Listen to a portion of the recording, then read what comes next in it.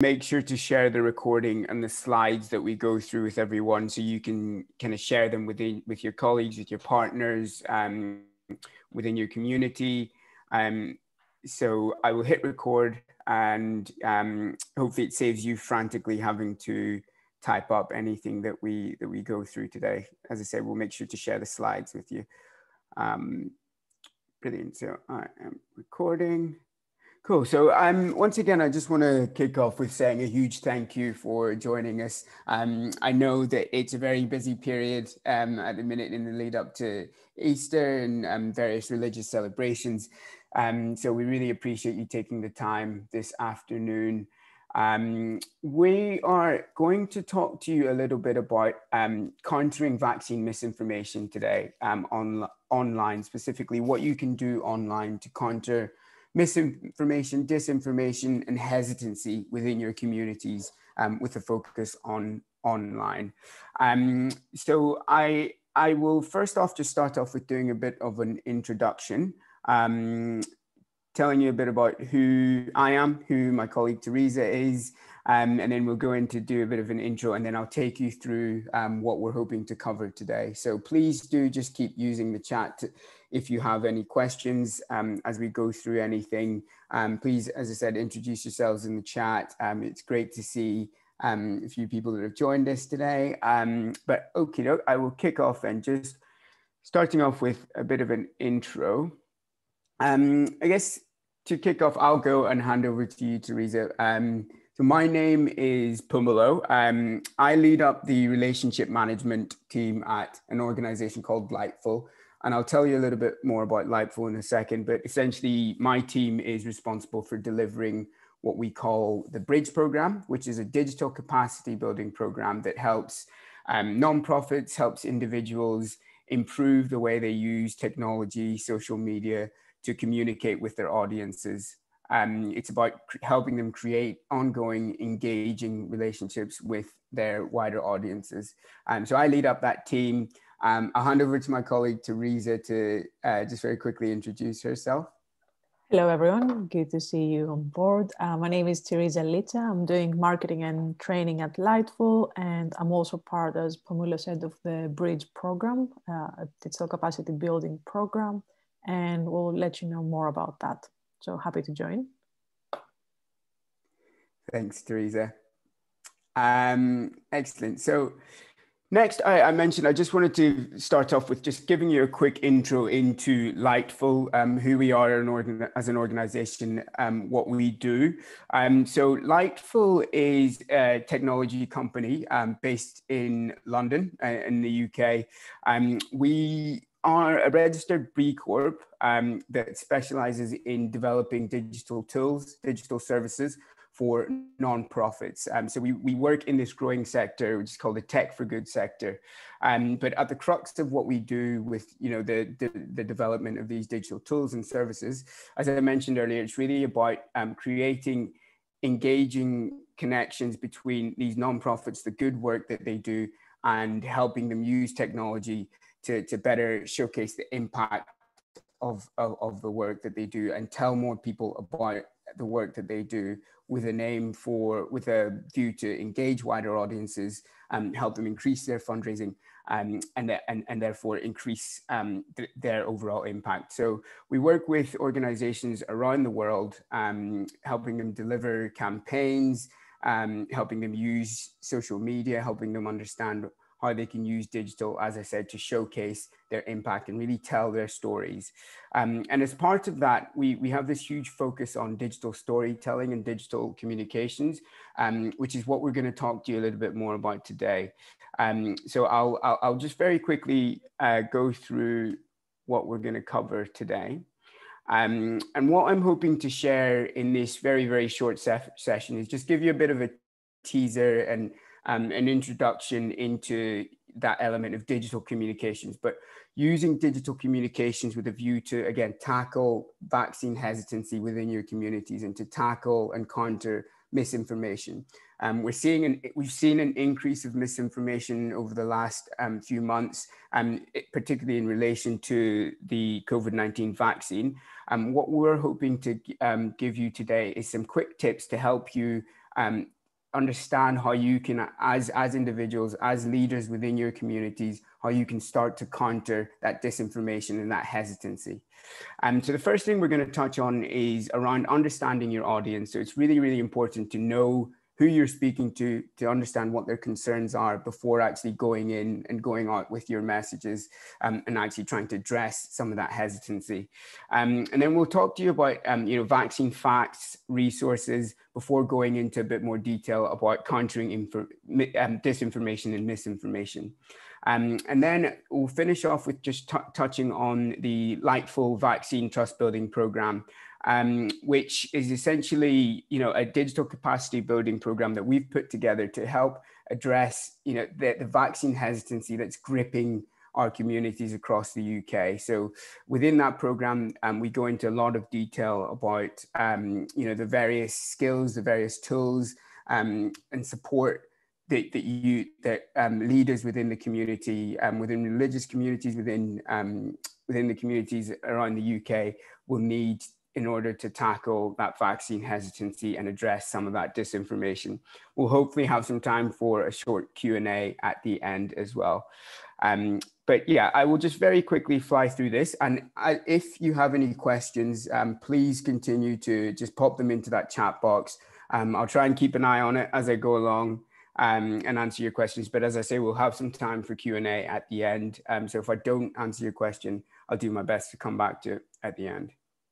And then just a reminder to anybody that's joined us since we started, we are recording this, so we'll make sure that you get a recording of it, and we'll make sure that you get the slides that we go through as well.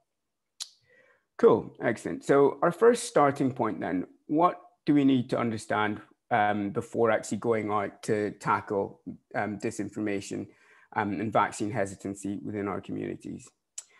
The first port of call we really believe is around understanding your audiences. But so before you actually start working in your communications, before you start putting your messages together, it's really, really important. It's vital that you understand your audience.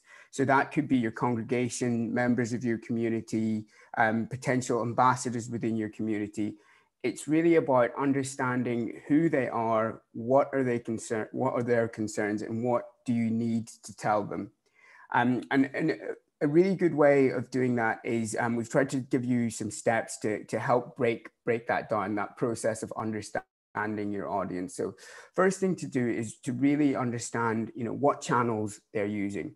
And this doesn't have to specifically sit online. So I don't specifically mean, online channels. I don't specifically mean what social media channels are they using. Is it website?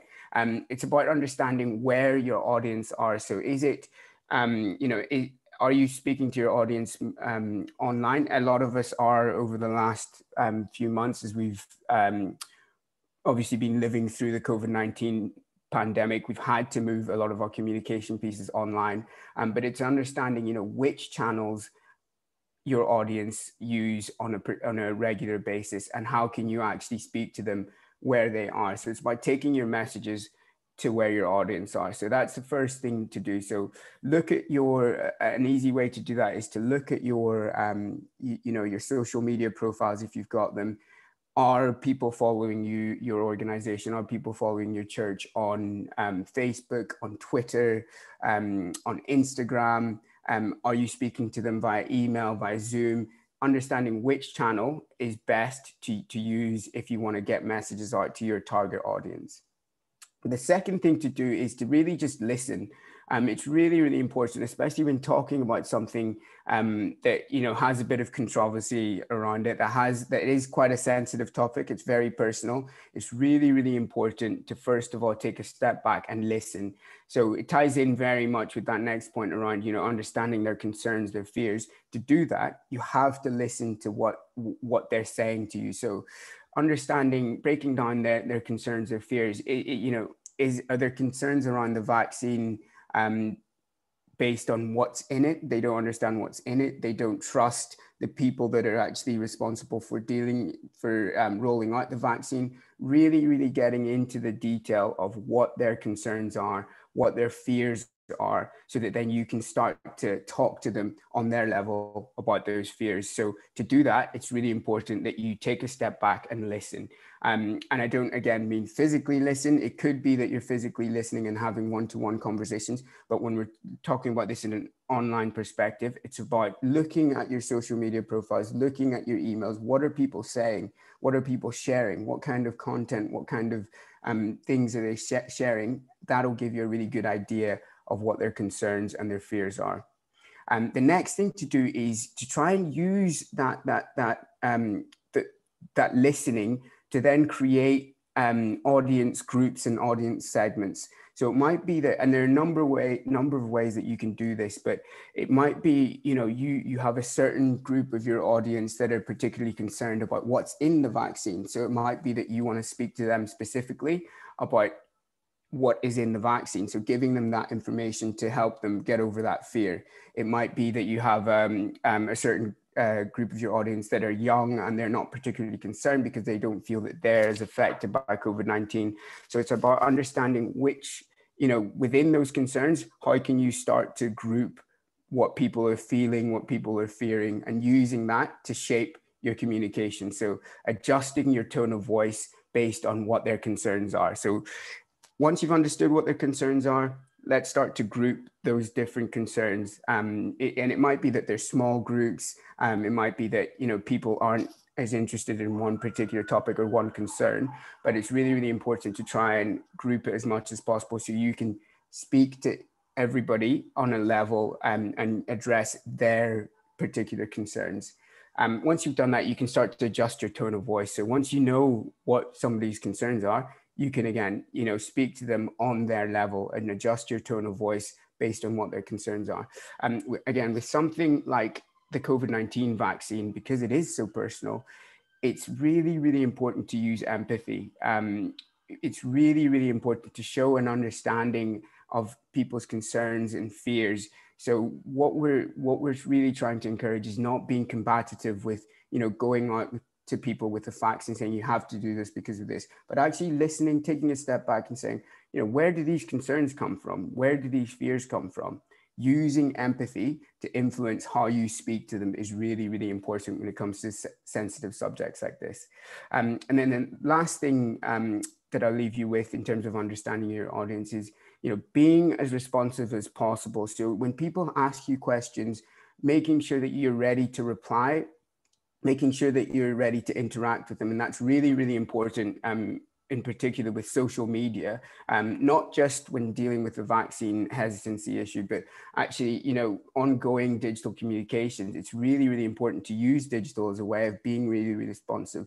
The benefit of social is the fact that it's so far and wide, and it allows you to talk to so many different people. But where it can let you down is because you're talking to so many people, it's hard to then start building personal connections. So you have to be really proactive with how you actually respond to people. So it's, this idea of being social on social. So reply to people's comments. If they express concerns, send them direct messages, ask them, try and flesh out what those concerns are in a bit more detail. So it's about being responsive, being consistent with your messaging once you start pushing communications out through social media, through emails, and various channels that your audience are on. And jumping forward then to our next point is understanding. So once you've understood your audience and you've understood their concerns, it's really, really important to equip yourselves with the facts. So the only way that you can counter some of the disinformation, some of the myths, some of the fake news that is circulating social media and various digital channels is by equipping yourself with the facts. So we at Lightful, we're not medical experts. We don't pitch ourselves as medical experts. And I know that a lot of you might not be medical experts as well. So it's about knowing, what the resources are, who are the people within your community, within the UK, who are the trusted sources of information that you can direct people to.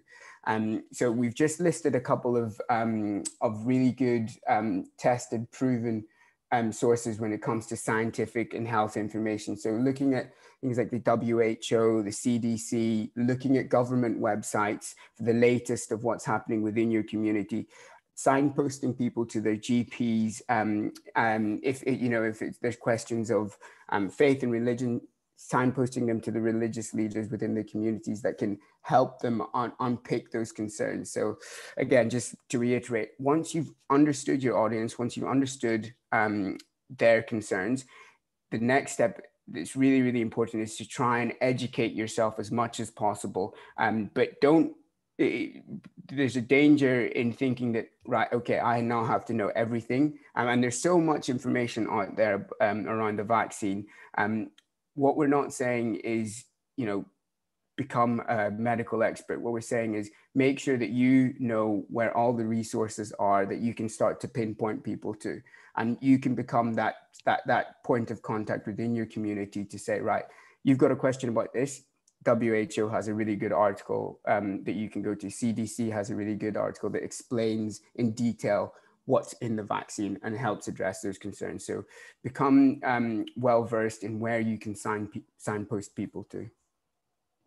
Excellent. And then jumping forward, I'll just hand over to Teresa, who's going to talk you through in a bit more detail about dealing with this infodemic and countering this disinformation. Thank you very much, Pamela.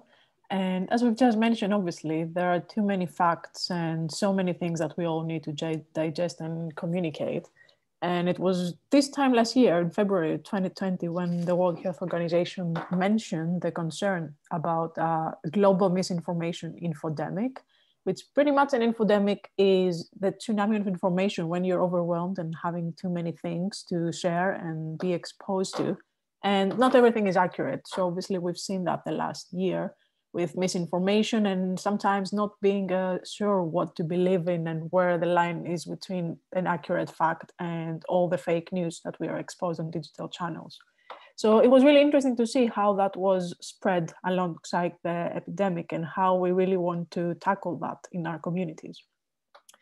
So the next slide.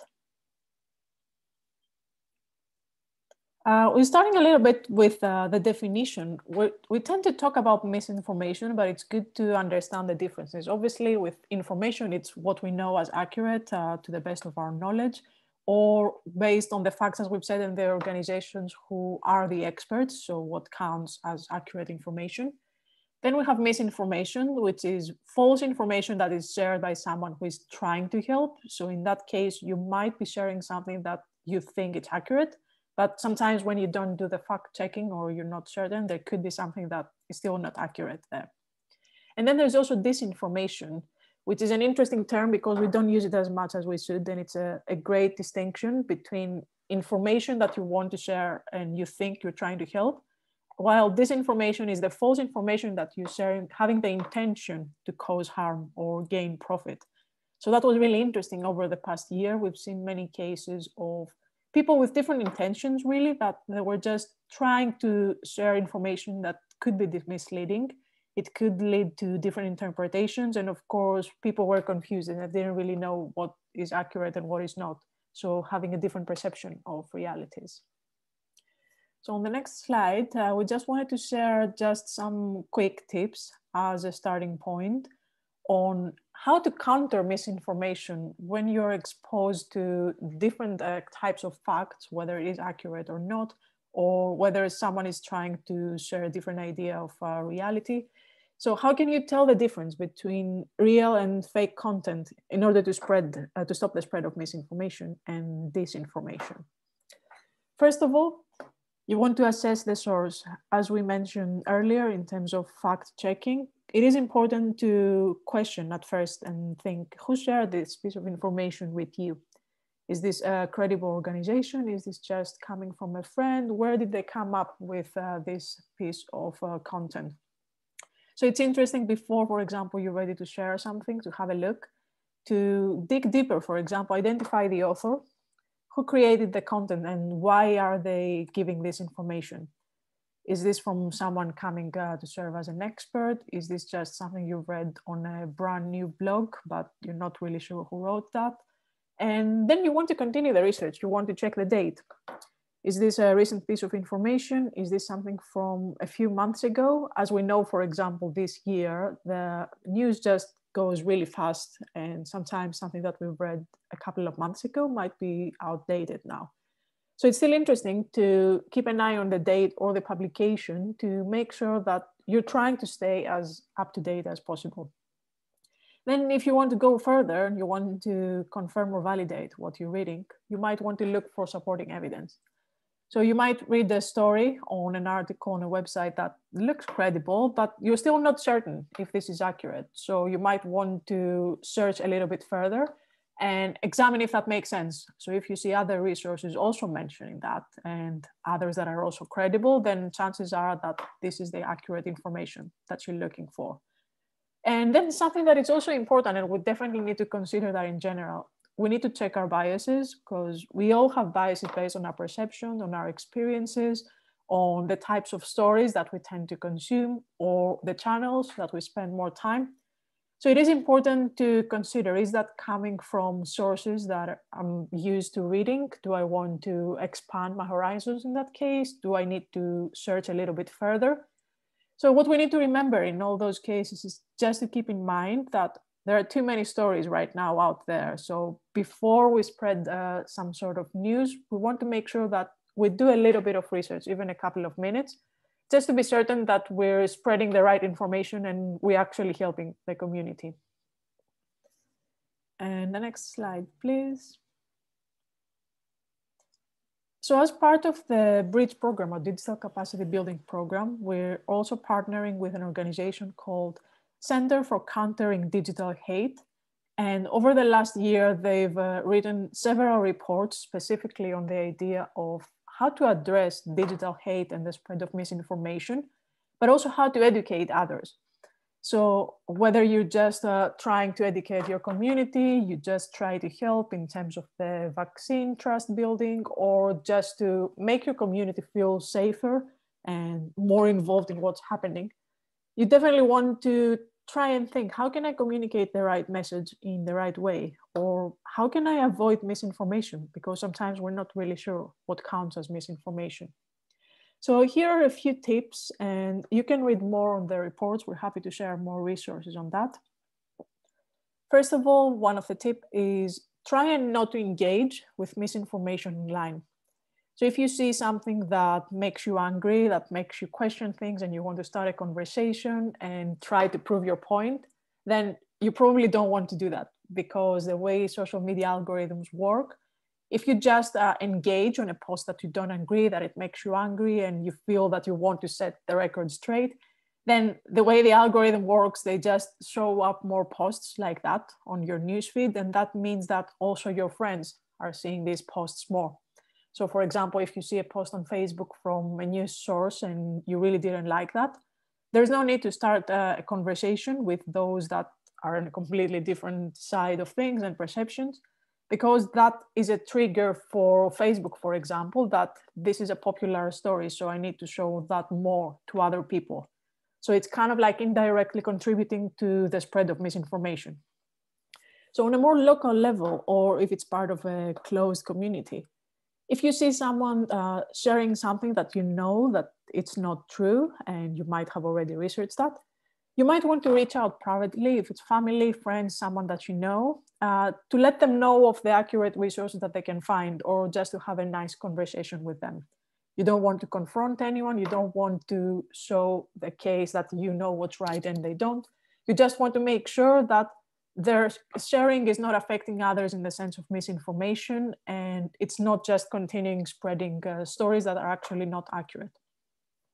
Then on the other side, instead of just dealing with misinformation, you also want to share pro-vaccine information. As we've said, there are many websites and organizations that we know that they are the accurate ones, they are the experts. So it might be a good idea when it comes to having that conversation about vaccine trust building and health safety to make sure you have access to the right resources and also share them if they feel relevant. Something that's also interesting in terms of making sure you highlight the credible resources. We know that many people wouldn't necessarily listen and hear the facts that are too scientific. It's too complicated for all of us sometimes to read just scientific facts. But what really works is actually focus on human stories. It could be a human story from a scientist, from a doctor, from just someone receiving the vaccine. So this makes it more tangible, it makes it more practical, it just helps you to see the day-to-day life and effect of vaccine. And just to make it more real, make sure that people understand that it's not something scary, that so many people, for example, get the vaccine. And it's not a case, for example, about focusing on one story out of a million, that it could have been something that didn't work out the way they wanted. So then you want, for example, to think, and again, it goes back to your community. How can you think of the message that comes across, or how can you recruit a group of authentic and representative message carriers, those who would actually make sure that they do spread positive messages?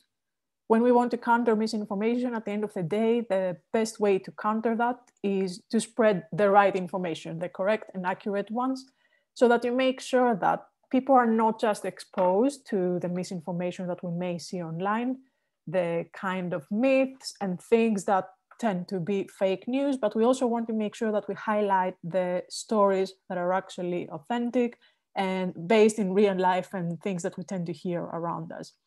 So don't be afraid to think of the positive side and the things that sometimes we take for granted, but it's actually important to be able to share those things that we know that they could have positive impact on our community.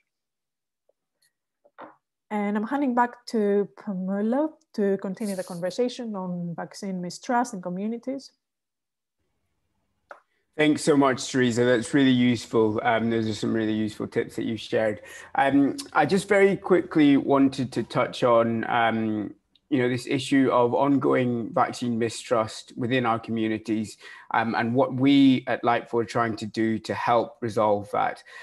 So I won't spend too much time talking to you about what's going on within your communities, because I know you're aware. I know that you're aware that the BAME community within the UK has been the most affected by COVID-19, but we're still seeing the highest rates of mistrust and hesitancy when it comes to vaccine uptake. Although that is improving. I was on a great call with the British Muslim, with the British Islamic Medical Association yesterday, where they did a really interesting poll where they looked at whether or not people were likely to take the vaccine. And I think 85% of people on the call said that they would, which is really, really positive. But we know there's still this growing issue of hesitancy when it comes to vaccine uptake. And we at Lightful really think that you as faith leaders have an extraordinary role to play in helping tackle some of this hesitancy and helping tackle some of this disinformation using those techniques that Teresa has just gone through. And so what we've done is developed a program, which we're calling the Vaccine Trust Building Program, which we're hoping will give you the skills, the tools, and the support you need to help tackle some of this disinformation that's gripping your communities. So it's a 6-month program that's centered around those key strands that I've just mentioned. So skills, knowledge, community, and support, and tools as well. So giving you the tools to address some of this disinformation that's happening. A lot of it we know online. So we know that you as faith leaders hold a position of trust within your community. So we think it's really, really important to use that trust to not only start to tackle some of this disinformation, but to actually, as Teresa mentioned, start talking positively about the vaccine. So talking, about all the good that it's allowing us to do and all the good that it will allow the communities to do, the more people start to take up the vaccine.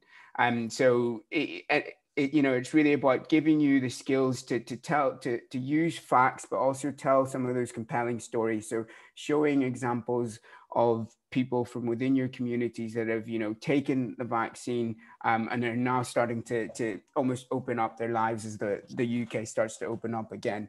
But not only that, the program will also focus on ongoing digital communication skills. So something that we've learned from COVID-19 is that from the COVID-19 pandemic over the last year is that digital, is here to stay. And the way we communicate with our congregations, with our communities has completely changed. There's now an even more important reliance on on the use of digital, the use of email, websites, social media. It's how we can reach more people, and it's how we can start to have engaging conversations with people. So something that we'll cover in the program is, how can we continue to use digital as we move out of the pandemic to carry on having these communications, to reach more people within our communities, and to start growing our audiences and showcase the impact of the work that you do. So we've put together this 12-month this 6-month program, which we would love for you to all join, and we'll make sure to send you a bit more information about this. I'm really conscious of time and that we've gone over slightly, and I know that I promised we would leave some time for questions. So I will pause there. And as I said, we'll make sure to send you the slides that we've gone through. We'll send you some information about the Vaccine Trust Building Program. And if you have any questions on that, please don't hesitate to come back to us. But I will pause there for now, stop sharing my screen, and just open up really to see if anybody on the call had any final thoughts, any questions that they want to raise before we wrap up. Feel free to just unmute your mic and shout your questions.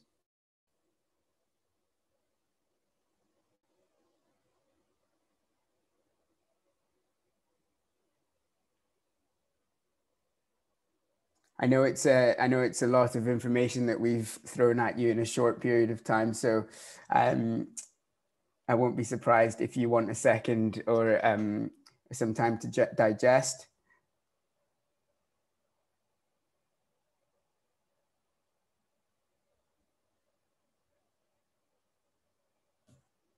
Got a question in the chat. Brilliant. Thank you, Kostakis. Excellent. So I'll pause there, and perhaps I'll ask a final question, and maybe it can just be your final thought that you can leave, whether you want to say in the chat or you want to unmute your mic and shout it out. It would be fantastic if you could just very quickly give us a sense of, what the general feeling is within your communities around the vaccine. Are we still seeing a lot of hesitancy? Are we still seeing questions? What are those questions around the vaccine and some of the information that's being shared online?